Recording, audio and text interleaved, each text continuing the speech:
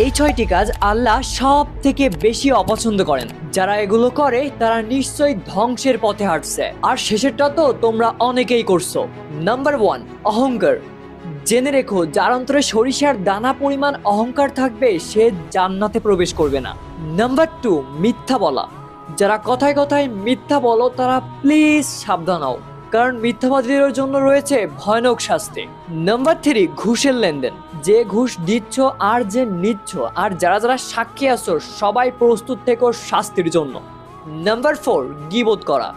অর্থাৎ কারো অনুপস্থিতিতে তার সম্পর্কে এমন কোনো কিছু অন্য কাউকে বলা যেটা সে জানতে পারলে কষ্ট পাবে।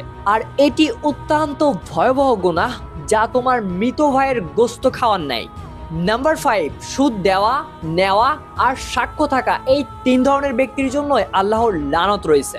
নাম্বার 6, যেটা সব থেকে ভয়ঙ্কর,